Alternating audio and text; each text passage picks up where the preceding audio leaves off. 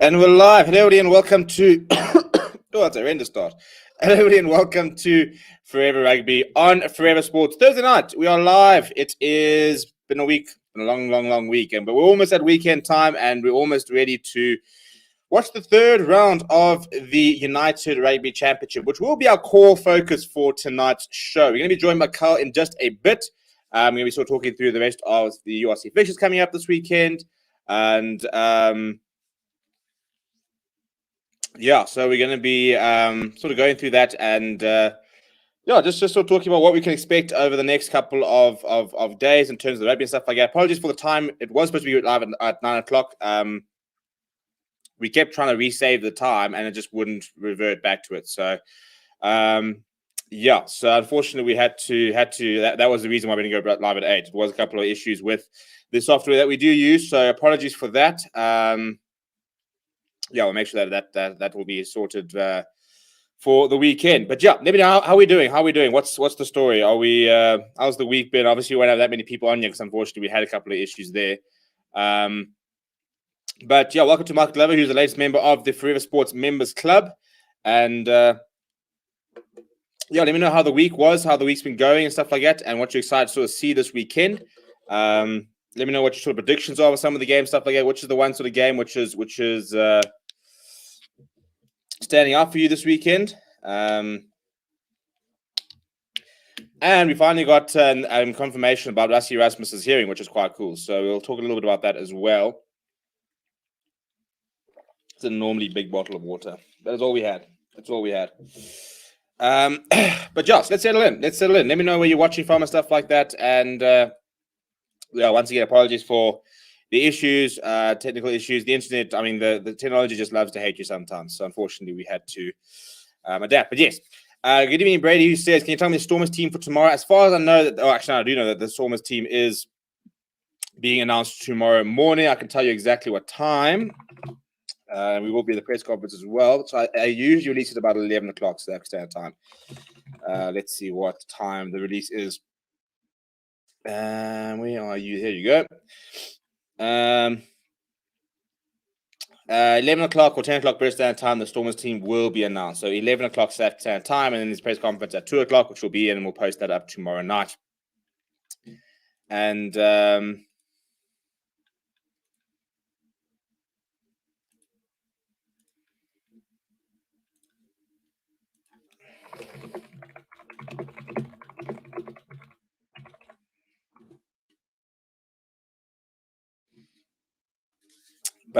so King Hughes says waiting for Scarlets versus Munster. Decent shot. Should also be quite a good one. So we're going to be joined by Carl in a little bit, who will then we're going to chat a little bit about the weekend. So I guess we'll give you a bit of a preview of the URC and what you can sort of expect. And then we'll sort of wrap up talking a little bit about the Rassie Erasmus situation and what's going on there. Is it not allowed? But so we're just going to wait for Carl to join in a little bit. And then we'll sort of start talking about the weekend and what we can sort of see, and some score predictions and some nice games to watch out and stuff like that. Just think he's having a couple of issues there, so he'll be with us very shortly. But until then, so it's some breaking news. Rassie Erasmus has had his hearing confirmed, which will take place at the end of October. It has finally been confirmed that he will have his hearing on the weekend of the 30th to the 31st of October. So that's when that's going to happen. So hopefully we can get that sort of all sorted. Apart from that, we'll hopefully hear about a Springbok team announcement sometime next week about when it will take place in terms of the squad announcement for the end of year tour and when that'll all be announced, stuff like that. And I know that RJ Smith had his hearing today, though we haven't heard anything about it. So it'll be interesting to sort of see if he's been sanctioned or if he's going to be fine or what the story will be with him. I suppose we'll know by tomorrow when they do announce the team whether he has been cited or whether he has not been cited. So something a bit to look sort of forward to and stuff like that. I need to sort my headphones out. But Kenny Cooney says, I also say this weekend we'll see an SA team victory. Well, I hope so. Because it's been a bit of a miserable start to things in the URC for South African sides. But to talk about the URC and what we can expect this weekend, I am now joined by Carl. He looks like he's all ready, so we'll bring him in. Greetings. Well. Not too bad. How you doing? Yeah, it's been one of those weeks, to be honest. But let me just I bring feel myself you. to the middle there. But yeah, I mean it's rugby tomorrow, so we'll take what we can get. We'll take what we can get. And keen to see some of the team line. Interesting. I think the Sharks. I think we'll talk about your side naming a very rotated side, which I think is probably needed, but within that extent, I'm not sure. And then hopefully we'll see. Yeah, I'm interested to sort of see the other sides we put together. I mean, Jordan Hendrickson ruled out the Lions, which is not going to help. And the Stormers, I'm very keen to see what team the Stormers put out and whether we're going to see a bit of consistent selection or a couple of new faces. But yeah, so in terms of the weekend, which game for you is sort of standing out? Which one has your fancy? As the one to watch, Yeah. I think Edinburgh Stormers will be a good game. Cardiff Bulls. Well, if the Bulls can actually start, gelling in this competition, that should be a good game. Ospreys Sharks, also a good game. Ulster. I mean, there actually are some really good clashes this weekend. Scarlets Munster will be a nice game to watch on Sunday. Yeah, apparently Scarlets and Munster tend to put together a decent clash. Can't say I've watched too many of them myself, but a couple of people on the channel were saying that's often a game to watch out for. But I suppose, I mean, I think and still very new to the URC, but I kind of just look through the fixtures and I almost get excited about 80% of them. Obviously, like games like Leinster versus Zebra, you reckon will be pretty one-sided, but like a Connacht versus Dragons. Even that, I'm quite sort of keen to see what goes on. I think I'm just enjoying trying to get to know all these sides. But we'll start with tomorrow night. Yeah, I think it seems like the nice thing about this competition is each team seems to have like at least one very knowable player that like you want to like see do well. Like you'll Ospreys, you don't really know much about them, but they got Gareth Anscombe at fly half, and he's a great fly half. So it's quite nice to see. The Welsh lockcomer of Adam Beard and Elwyn Jones tomorrow night. Yeah, so, exactly.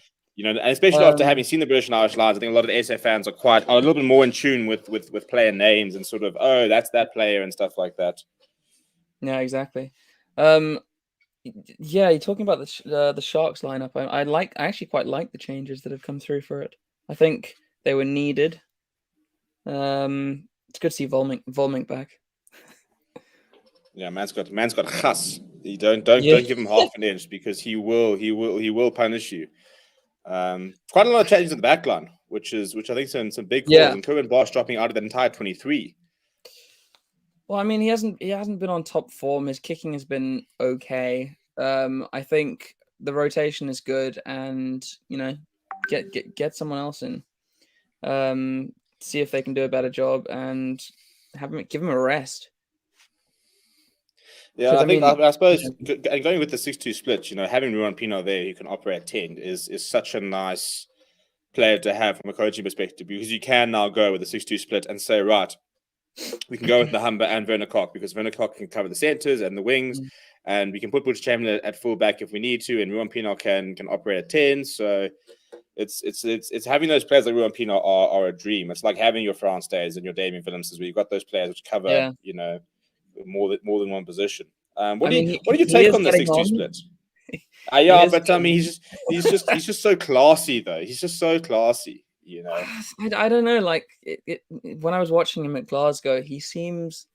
I mean, obviously he's in his 30s. He seems a bit obviously slower than other players. Well, I think he is about 38. Yeah, it doesn't help if you're really trying to. We should be trying to play a fast-paced game because it suits our team. And as much as Nahamba has issues that you can see whenever he passes, his passes is open for debate, but he's electric. He's a lot of fun to watch. And Pinar just doesn't have that anymore. Used to, but he doesn't anymore. Yeah, he does, although he is a good kicker. So.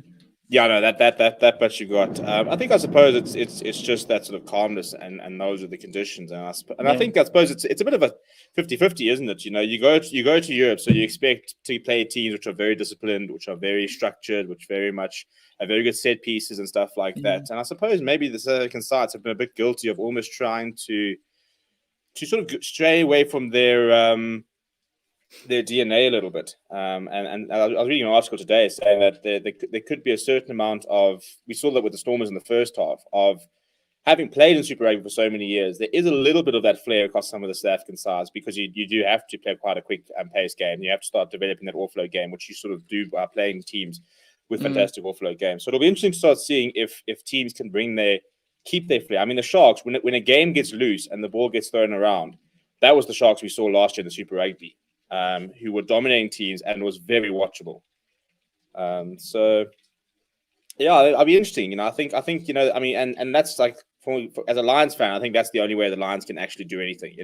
We don't have the quality to be able to play a very structured, target your set pieces and then sort of try and explore. I mean, we've got a decent set piece, but I don't think we've got the quality of player to be able to go toe to toe and try and sort of edge a victory. If we are going to win games, we're going to have to roll the dice a little bit and try and let a couple of very talented backline players have a go. But do you think we'll see a bit more of the Sharks? I mean, I suppose if you look at the Sharks bench, it is a bench which can up the tempo. Dylan Richardson coming on, Pepsi Buthelezi coming on, Vernicock and Nahamba, that they might be able to add a little bit of impotence.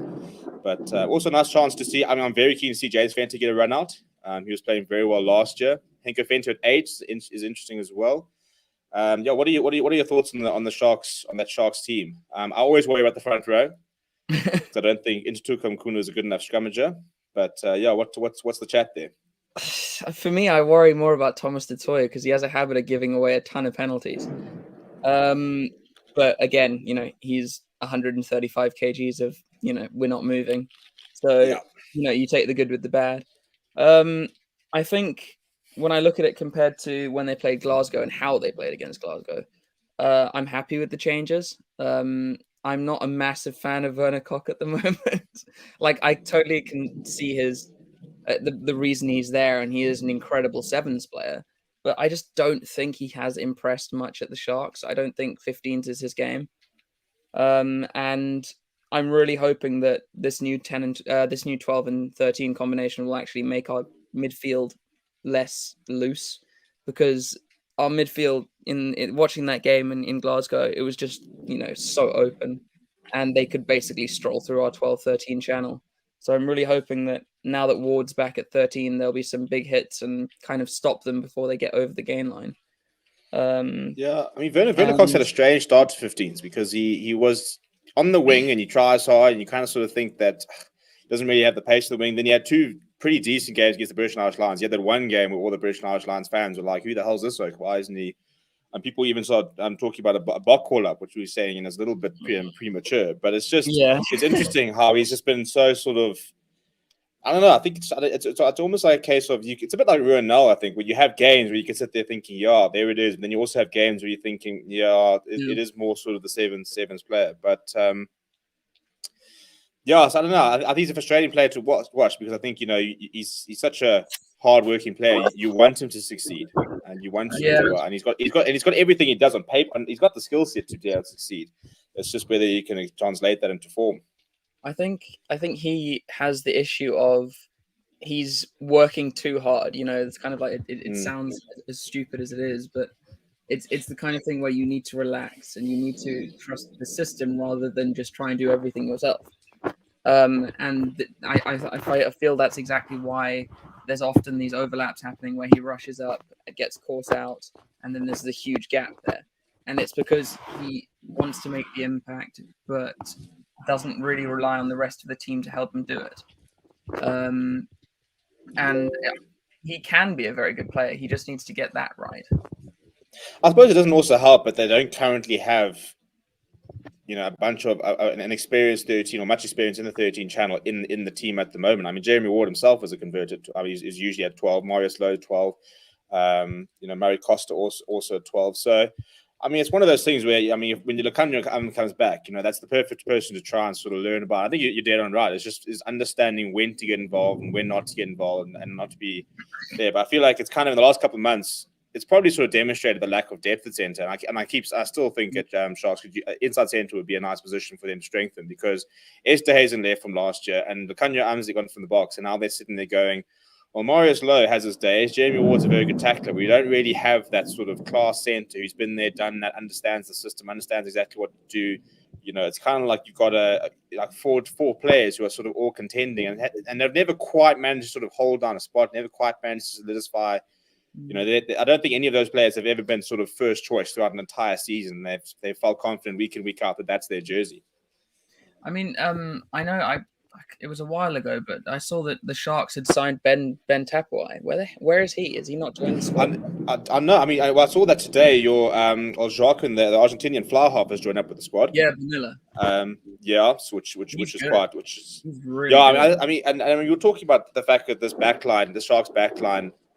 Oh, by the way, people, I see a comment. If you do hear any noise, it is literally thunder. We're in the middle of World War II. You got a big storm. Welcome to Johannesburg. Get used to it. This will be at Ellis Park, and we had games being cancelled last year because of lightning and stuff. Because we never really played rugby in December, which has going to be fun. But I think that Sharks backline in January. I mean, I look at the backline that we've seen in the last three weeks. I think you could see an entire new backline. Literally 9 through to 15, if Grant Williams comes back as well and they want to back him. Also, I don't think it's helped, obviously Jaden Hendricks are going to the box and then immediately getting injured. I think that's really not been great for the squad either, because as much as he was a bit of a live wire, occasionally got yellow cards, red cards, he was still very good.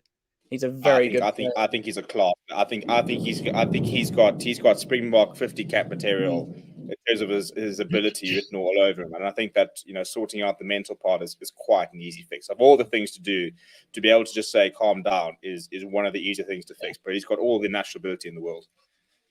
Yeah, I think the Sharks are a team, obviously, a team in their building phase, because yes, they have quite a few Springboks away, but when you take them away, this happens. And I think it's kind of like an international side when they're building for a World Cup. I think the Sharks are young and they're building towards being the team they used to be. And they certainly need to get back to that. But at the same time, you don't want to keep saying for year after year, oh, they're a young side, they'll get there. They have to make that step. Yeah.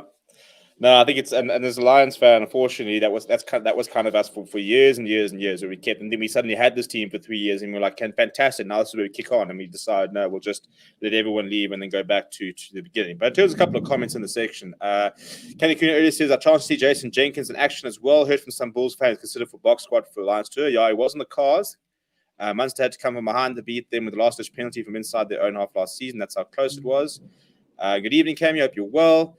The Humber's overrated, says Ruben Fillion. In my opinion, stick with Pienaar for the loan period. Troyden says, with SA players making up 20% of most Northern Hemisphere teams, it shouldn't come as a surprise that SA teams are diminished. As a result, the SA teams are not performing well. I mean, I think we've had very different. Well, there's been quite a stark sort of reaction towards the opening 3 weeks. We've got a lot of fans who will sit there saying, I mean, what do we expect? We've got 790 professional rugby players, and like 400 of them are in Europe and Japan and all over the world. You look at the box squad, and I think only half of it actually plays their rugby in South Africa. Now, there's not a single international team where that's the case. I mean, you look at like a Scotland, and it's like 2 or 3 players who are playing outside, or the starting line we play outside. Probably a bit more than that these days, but yeah.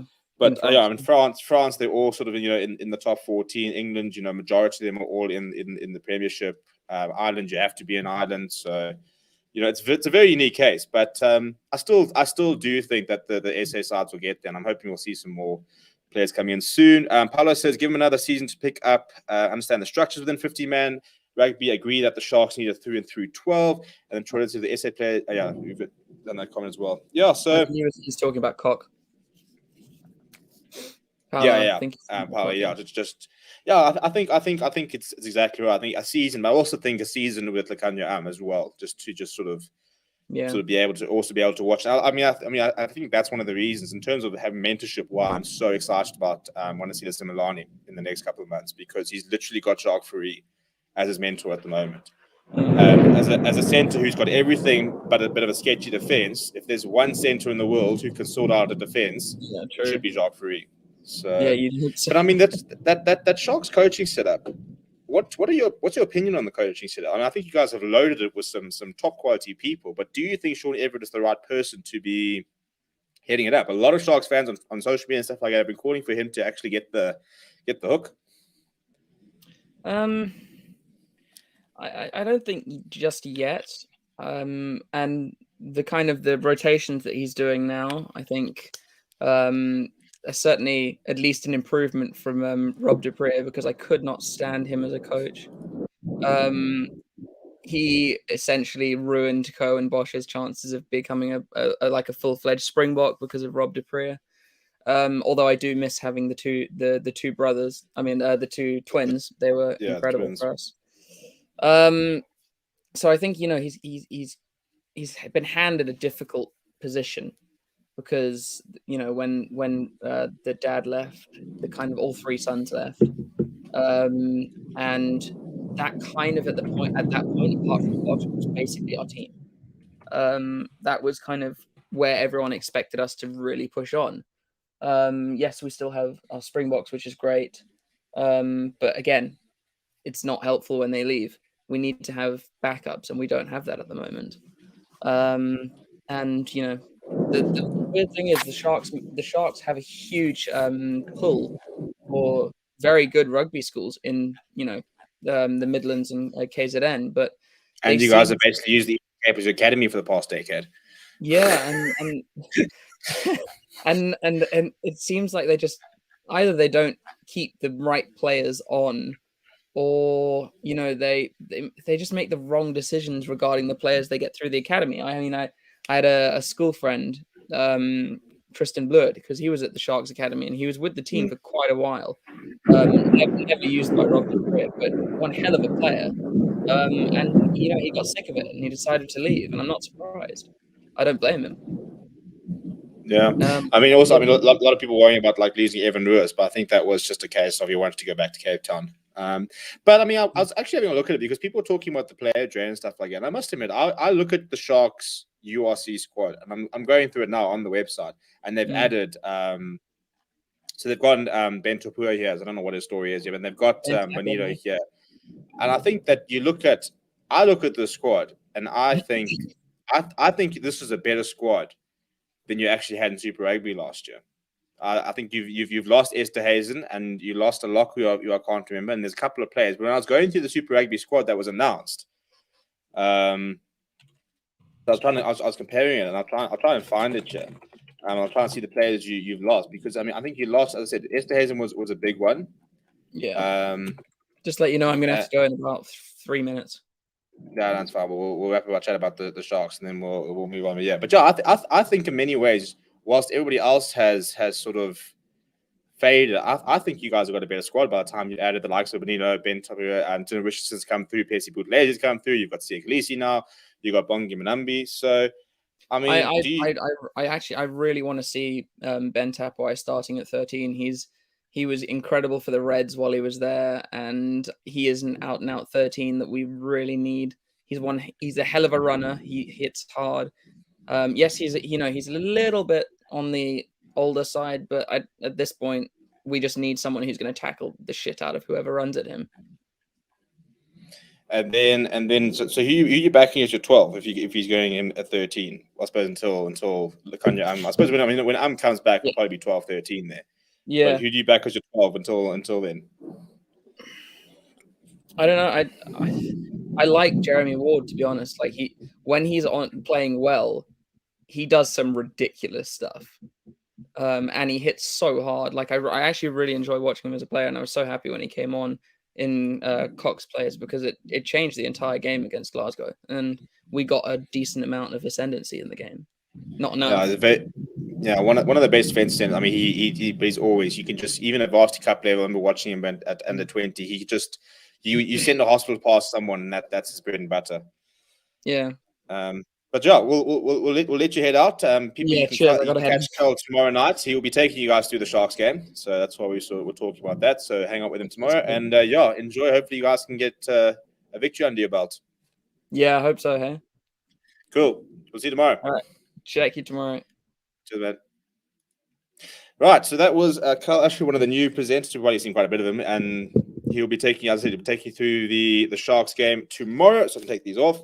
So we don't have that many people in the comments. It is our mistake because we were supposed to be scheduled for 9, and for some reason scheduled at 8, and we couldn't change it. And then we were slightly late anyway.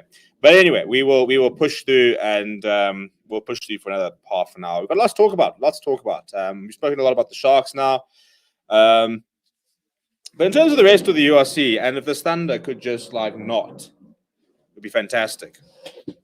This is the problem with Joburg. We get storms like this very often. But I'm not going to complain because it means you're going to get lots of rain. And it means the golf courses should be nice and green. So Dean Bright says the Bulls have had plenty of players return from overseas. Yeah, that's what I was looking at it yesterday, trying to sort of decide. I think the Bulls and the Sharks are stronger squads than they were last year. I want to try and look at this Bulls Super Rugby squad from last year. And we can even maybe show it to you guys. I think that it's a much better squad this year. I know they've lost a lot of players. But I think the Sharks squad's a lot stronger than it was last year. And I think the Bulls are stronger as well. So if all we talk about a player brain drain, which we have had, there's no doubt there has been a brain drain of players. I think 2 of our 4 unions are actually in better places. I think that, as you said, a lot of the Sharks players have come back from overseas. And I think that for the Sharks, they've just signed a lot of players. I mean, they've gone and raided the Stormers and brought in some very good players from overseas. But I mean, if we're looking at the Bulls 2020 squad and the players that they've lost, I'll sort of go through who's no longer really involved. Jakob Asaki, he obviously moved to the Lions. Muller Ace didn't play too much. Louis van der Westhuizen, Vian Herbst, Andries Ferreira, Reina Pieterse, John de Krier was a big one. Tim Agar was still floating around. Marco van Staden's just left now. Jean-Andre Rudolph and Ruan Steenkamp moved on to other unions. Josh Strauss was out of contract. So those are the forwards. So, I mean, those are the forwards that left. And the forwards that have come in, Mornay Smith's now playing a lot. Jacques Van Rooyen. Obviously, Bismarck du Plessis. Now you've got Marcel Cassia, Arno Boete. Had Dwayne Vermeulen, but now you've got Albert Lowe who's come through. In the back line, they lost the likes of Moni Ebok, Oscar Speckman, Divan Rousseau, Berger Wendell, Dylan Sage. But a lot of these players, I mean, it's not like a lot of these players sort of left to go to sort of better places. Warwick Galant was a big loss. But a lot of these people sort of just moved on. Johnny Kotze moved on. It wasn't like a massive sort of exodus of players going to Europe. Whereas you think they've then brought in Lionel Pooh, Harold Forster. We've now seen Stefan Gans coming through. You've got Johan Goosen there now. You've got Zach Berger there now. I look at this Bulls squad and I think that it is a much better squad than it was a year ago. I think the Sharks, same sort of situation. I think they are a much better squad. The big players that they lost last year were, they've lost Jay van der Mesh. They've lost Andre Esthuizen, who was a big one. Craig Burden's gone. But apart from that, I look at the Sharks squad of the players who have left. And then you look at the players who've come in. Tyler Paul's left, but I think genuinely, the Sharks and Bulls on a much better situation. I think the Lions and the Stormers are obviously not, because the Lions lost. They've lost Alton Yankees. They've lost Dylan Smith. They lost Marvin Ory. They lost Malcolm Marks. They lost Quacker Smith. They've lost a lot of players. They've lost Skosan, and the Bulls lost a lot of players. 2 Stormers. They've lost Peter Steff now. So I think the Sharks and the Bulls are okay. The Bulls and the Lions, the Lions and the Stormers can very much talk about a big brain drain over the last year.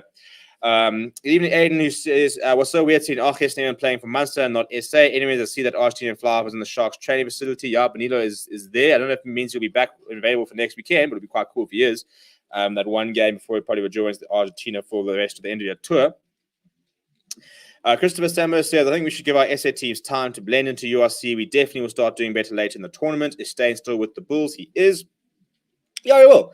And I think we've already had quite a nice sort of taste of URC action where we've gone over and we've had these 4 weeks of URC. So in terms of the fixtures for this weekend for our South African side, Sharks taking on Ospreys tomorrow, Hopper. We will be live for all the SA games this weekend. So Carl will be taking you through that game tomorrow. Ulster and Benton are playing at the same time tomorrow. And then on Saturday, the first game of the day will be Leinster versus Zebre, followed by Glasgow Warriors versus the Lions. Connacht versus Dragons is at the same time as Edinburgh versus Stormers, and then Cardiff versus the Bulls. So I think if you're looking at the teams that our SA sides are playing, I think Stormers versus Edinburgh is a nice opportunity for the Stormers to try and do things. I also think Vodacom Bulls versus the Cardiff could also be an interesting. I think if Bulls start operating and playing like we know they can, there's no reason they can't make that a competitive match. And then Scarlets versus Munster will close out the weekend. In terms of next weekend, Lions taking on Ulster at the Kingspan, which will be a tough game. At the same time, Stormers are taking on Dragons. And then the Bulls were taking on Edinburgh. I think that's a potential victory for them there. And then Sharks taking on Cardiff. And then after that, the next round we don't play in the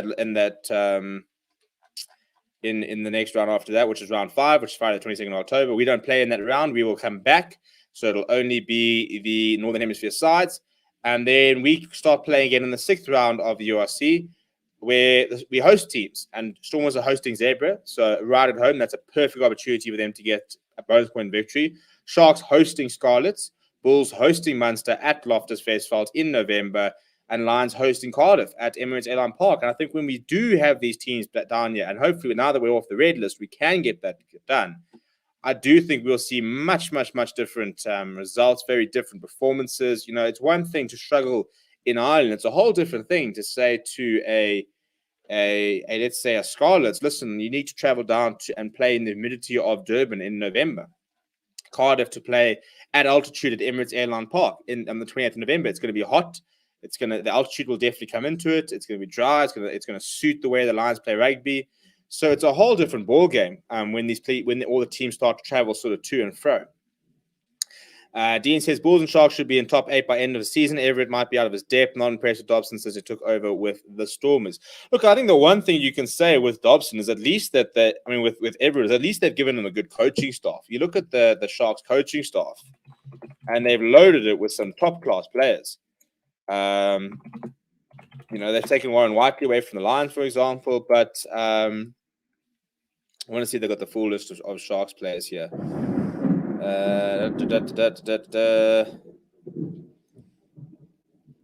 So obviously there's no Paul True just yet. He'll come in next year. But the new coaching staff. Noel McNamara has come in. John McFarlane has come in as well. They brought in, as I said, Warren Whiteley, and they brought in that a Georgian coach as well, who's in the front row. So they've loaded a proper coaching staff with lots of different, very specific roles. So I think that they've given, and then Neil Powell will come in, not Paul True. Neil Powell will come in next year as the attack coach. So they've given Jordan Everett the best chance to succeed at the Sharks. Where I look at that coaching staff that John Dobson has, and I just don't think they've given him the same sort of opportunity. I don't think they've gone and said, right, we're going to go bring in some very big, well-known coaching staff who've been there, done that, played in these conditions, and we're going to let them come in and help John Dobson. I don't think he's had the same sort of backing. So it's difficult. And that doesn't mean that, and that's not to say that he's not the issue, but give your coaches the best chance of succeeding. And I don't think the Stormer squad is as good as it should be, and I don't think their coaching staff as a setup is as good as they should be. Aiden says Stormers have kind of surprised me. They tend to start well and then for some reason try to defend their lead. What do you think about the bad weather coming in at the weekend? Well, if it's anything like this, it's going to be horrendous. It is raining here. It is very thunderous. That's why you can hear probably a lot of it in the background. But Letitia says, will our SSIs be good with some Springbok players? They'll be a lot better. There's no doubt about it. I mean, when the Sharks, as I said, the Sharks could have a backline of, Grant Williams at 9, a Bonillo at 10, Argentinian international, flower half. You could have your wings of Spew and Corsi, Makazuma Mapimpi. You could have your centers of Bentapur and the Kanya and you could have a player Fassi at fullback. It's a whole different 6 players that are currently playing, and they all have international experience, basically. So, yeah, I think there'll be a whole different side there. Evening Bianca says, "What do you know about the 4G lawn they're playing on?" LOL. That sounds weird. Yeah, look, I mean, it's. I suppose it doesn't really change much. The one thing you don't have to worry about it sort of cutting up underneath. They reckon that it could suit the Lions, who like to sort of up the tempo and stuff like that. I don't know. I don't know. I think we're going to see now how much the sort of conditions make a difference and playing in artificial surfaces and stuff like that. It's a very new concept, obviously, because not a single stadium in South Africa is an artificial surface. Wouldn't be the worst idea, maybe looking at bringing a little bit of artificial aspects to the Cape Town Stadium to try and sort of sort that out. So I don't know. I don't know what I'll be lying. I mean, it's not like I've ever played and stuff like that. But yeah, I mean, it's just it'll be interesting to sort of see what it's the. They never had the best reputation. Have the synthetic turfs. You know, there have been a couple of injuries. I know the footballers don't like them at all. I think there's been lots of calls previously that we shouldn't have 4G pitches and stuff like that because there are some injuries stuff there because it's not natural. But that's the way it's going. And yeah, so we'll see how it sort of influences the games this weekend. Is that Neil Powell from the Sevens? Is indeed. So he will join the Sharks after the Sevens World Cup, which is in Cape Town next year. So you'll see out the rest of the season. He'll go to the World Cup, and then after that, he will become the Sharks. I think he's the attack coach. So yeah, which I think would be a very, very nice addition to the side. Good evening, Johan, who says, but SA teams won't really do good in this championship because all the good players are playing for French and English clubs. I think we'll still be all right in a couple of years. But yes, you know, as I said, half the Springbok squad are not playing the rugby in South Africa. Not a single other nation can say that. England can't say that half their squad are playing outside the Premiership, you know, and so it is a factor, but we do have the most professional rugby players in the world. So in theory, we are the one nation which could be able to sort of deal with it. But I think it'll just take time. It'll take time, first of all, to keep players, let players adapt. I mean, Evan Lewis plays for another 2 seasons. You've got a fantastic player in there, which we can hopefully keep because he would be a sort of player, the way he's playing would sort of move over. But I mean, players like Jean Augustus, who apparently could be coming back to Stormers in a couple of years' time. That was sort of the plan and stuff. And whether it'll happen, who knows? Whereas Dylan Late, he's playing at La Rochelle with Raymond Rule, who's playing some very nice rugby. Stormers' way of play looks promising. Yeah, look, they looked quite good for a large part of the game last weekend. I thought Warwick Galant looked very, very good. I also think that Mani Liebach's getting that backline going quite nicely. So interested to sort of see how he develops within that side. Sean Fast, most teams in England have 4G pitches. I mean, the Premiership. Yeah, I just think it's a very foreign concept to South Africans because we just don't have 4G pitches. So yeah, I don't know. I think this is an injury the other day, I think, which happened. But I think yeah, it's a very common thing in over there. So it's just something we have to adapt to. But Aiden says, definitely think you have some games gives the SA team an advantage. Talking about home ground advantage. Dean says, Bulls and Sharks squads that can compete with the best in that league. I think fitness is lacking, referee interpretation and tactics. I just don't understand why fitness would be an issue because I suppose fatigue maybe because we played quite a long season, stuff like that. We come straight from the Currie Cup. But look, I mean, we're going to have a month break now after next weekend where we will only play again until the end of November. So that will be a proper, I mean, we play on the 15th, 16th. So they'll have 1, 2, 3. They're basically going to have 5 or 6 weeks off.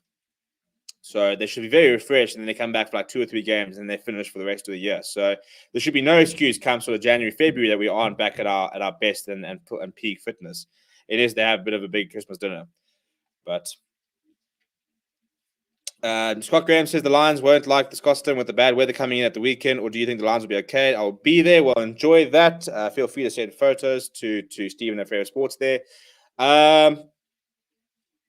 Yeah, we don't really like rain at the Lions. We don't. We like ball in hand.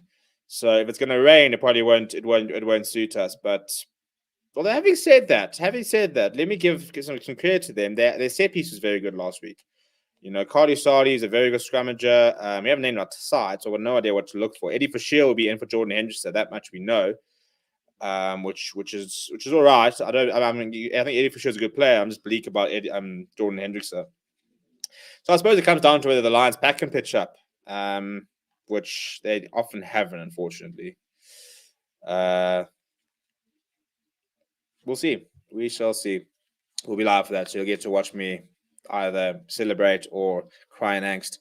I say Stormers will get the win for the Saffers this weekend. I think they're probably the best positioned, aren't they? Taking on Edinburgh, especially with the way they played last week in the first half. Jan says also all the good Bulls players are being taken away from them, like Pollard, Creel, Slayman, Fabian, and Diaga. Yeah, but they're also signing a lot of players. You know, they brought back Arne Buerta, they brought back Marcel Coetzee, they brought back Bismarck Duplessis, they brought back Johan Goosen. So a lot of their players have left, but they have replaced them. It's not quite like the Lions, who lost Quokka Smith, Malcolm Marks, and replaced them with Jakov Asaki and promoted youngsters. You know, it's just not quite the same. Photos not promised yet. Yeah, we've been waiting for the photos. You know, you're allegedly at these games, you know, so we're waiting for them. Jan says Akaba must come back to the Lions. It is the only way for them to have a chance to win his competitions. Yeah, I would love to take on. You know, I see that the Champions Cup fixtures are supposed to be out. I haven't really had a chance to look at them. I saw the two groups and stuff like that, but I actually need to sit down and get acquainted. We will be covering the Champions Cup as much as we can, as well as the Challenge Cup, because obviously teams that we're not interested in will be involved. So it'll be cool to see that and be able to watch a couple of the top 14 sides, as well as the Premiership sides and stuff like that.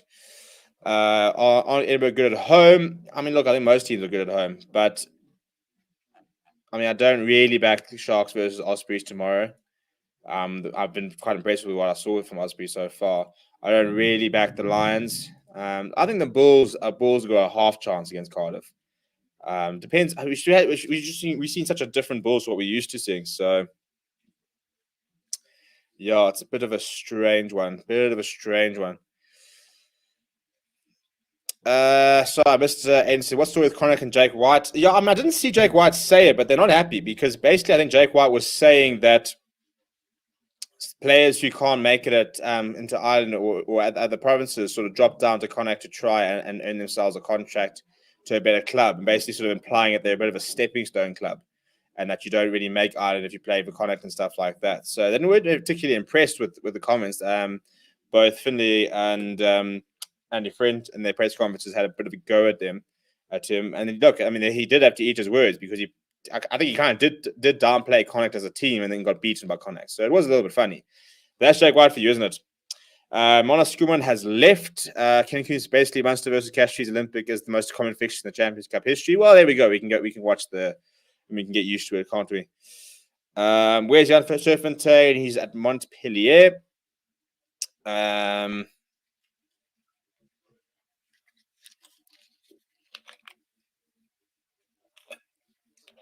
Oh, that's horrendous. Bloody model is far too big. But yeah, we're pretty much we're gonna close it there. It's been a bit of a strange show. It's just been a bit of a weird day, to be honest. And we had a lot of technical issues and stuff like that. I need to get a lot of things sorted for the weekend. I need to get some scoreboard sorted. Need to do a lot of graphics and stuff like that for another big weekend of rugby. In terms of the games we will be doing this weekend, so we'll be live tomorrow. Ospreys versus Sharks. That'll be Cull, and then tomorrow, and then you've got a triple threat this weekend of me on Saturday for all the SA games. That's the Lions versus Warriors, Stormers versus Edinburgh, and Bulls versus Cardiff. I will be live for all three of those games on Saturday, so it should be quite a fun afternoon. Jan says, I want to see Eddie Jones coming to the Stormers. Nah, that's never going to happen. Can you leave a link in the comments? I can. So I'll put this out to anyone. Going to any of the games, share your photos with Stephen at foreversports.net. Okay, there's my email address. So if you guys are going to the game, you want to share your photos and stuff like that, feel free to send them. Feel free to email me them. We'll put them on the channel and stuff like that. It'll be quite cool to see where all our various subscribers and stuff like that are and which games they're watching and stuff like that. Tournament says Bulls had it easy with only playing lots of SA teams in multiple tournaments. Yeah, they are being tested now with a whole different type of rugby. What is Stuart Lancaster doing? As Stephen just said, he's at Leinster. Where's Jesse Creel? Jesse Creel's in Japan based. Do you think next year, 22-23 season, the SA teams will get into the European Challenge Cup? We'll do well. I know it's something away, but I would just like your view. Well, in theory, we should have at least one side in it, because they basically confirmed that as long as they can come to an agreement in terms of contractually and stuff like that, we will have at least one side in the Champions Cup, and that will then mean one side in the Challenge Cup, and so on and so forth. And I think that's where this gets really exciting. I'm loving the URC, I really am, but the concept of watching Harlequins taking on the Bulls and Loftus, that gets me excited. Being able to watch, a Toulon or Toulouse, taking on, I don't know, the Lions, if we decide to go on a phenomenal run, that would be quite cool. I think, seeing some of the top teams in the world in France and in England as well, where a lot of our South African players are playing. We've only really got Archie Snyman and Damon Delendi in terms of Springboks playing in the URC. It'll be quite cool to be able to say, like, I don't know, maybe a Sale Sharks got a decent run, and we get the Sale Sharks coming back here, and you can go and watch, a bunch of South Africans, which would be really, really cool. But in theory, we will be in the Champions Cup and then hopefully in the Challenge Cup as well. But yeah, so Sportsman 220 Philly says Munster looked the most impressed so far. Looks so powerful in the backs and forwards. I agree. I've been very impressed by them. But yeah, we're gonna call it there. Sorry about a bit of a strange show. Just a couple of technical issues. It's horrendous weather here. It's not helping anything. But I think we very might be Scarlet's first Munster live. I have to see what the schedule and everything's looking like.